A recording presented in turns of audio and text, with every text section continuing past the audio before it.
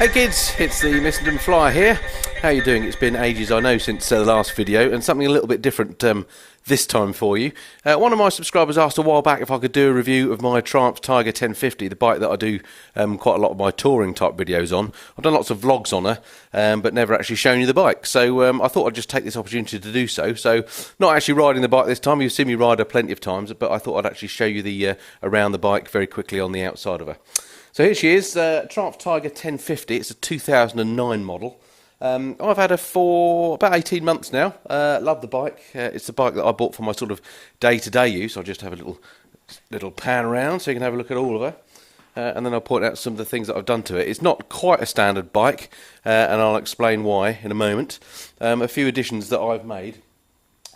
First of all, well, I got the luggage. I've got some Triumph panniers. They're not on there at the moment, and the top box there, which is a Givey one, which just gives the bike so much more utility, really. If you want to do touring, you can carry loads of stuff. Next thing that the eagle eye ones will spot is the Arrow can. That's the sort of Triumph special one. It comes, I think, with a mapping for the ECU. Just to change the fueling a little bit so it works well. Sounds fantastic when you're riding along with that. Something else that I've done on here, like I've done on my Street Triple, is you can see there I've changed the brake fluid container for the anodised metal one. They come with white plastic ones and they look absolutely awful. So there's that one there, and also there's the one on the handlebar as well for the front brake fluid. I just think that tidies it up, makes it look much better. What else have I done on there? I've also added these SW Motek crash bars. The bike's very heavy, and I was quite fearful when I first got her that I would drop her at some point. I never have done, but I got those on there just in case. And I actually think they look pretty good. If I come around this side, I think they sort of add to the bike. And overall, when you look at the whole bike, I think the bike is stonkingly good looking. I think for this style of machine, the sort of big trailie, then I think Triumph have got it right. It's patently a road bike. It's not an off-road bike, although it looks like it might be. I think of it as kind of a comfortable speed triple.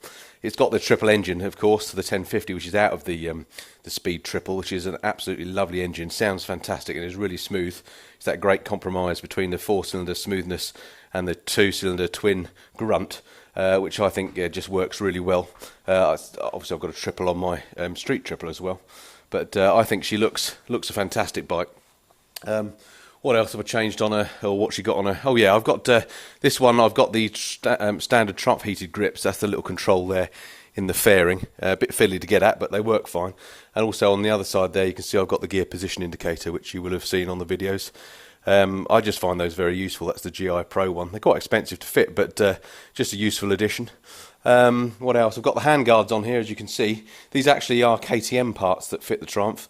They just keep the cold off the backs of the hand, or the front of the hands rather. If you've got the grips on in the winter, they work a treat, but obviously they only keep the palms of your hands. The other thing that I'm a big fan of, and you would have seen a lot on my other videos, is the screen, the MRA X screen, so-called. This has got this adjustable spoiler on the top. And it just means that you can adjust that to suit your height and helmet configuration. It takes the buffeting off your head. One of the things with the standard screen on the Tiger is that you do get a bit of buffeting, or I certainly found it, and a lot of others on various forums agree.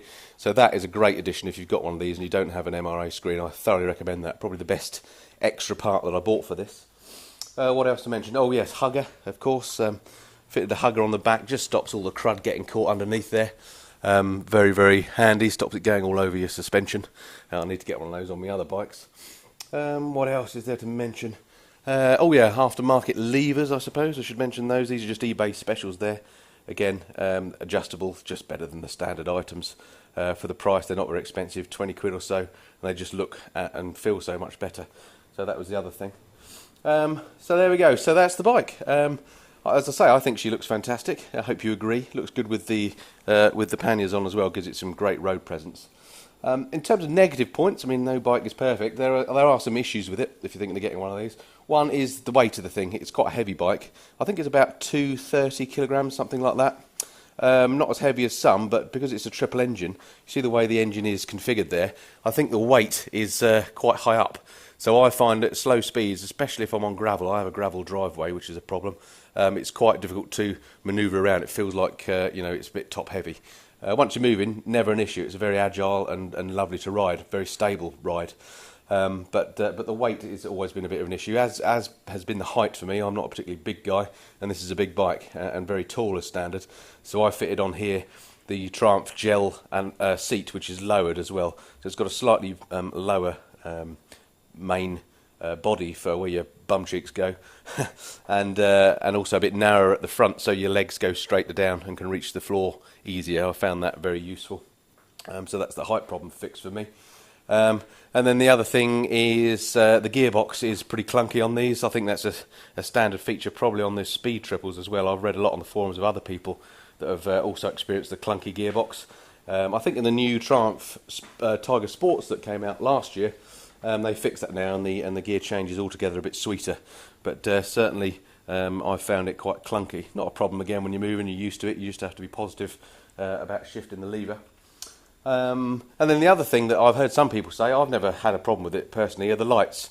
Again, changed for the Tiger Sport, but lots of people report that the lights aren't very good. I don't tend to ride at night, to be honest, so when I have, the few times I have, I've not noticed it being an issue.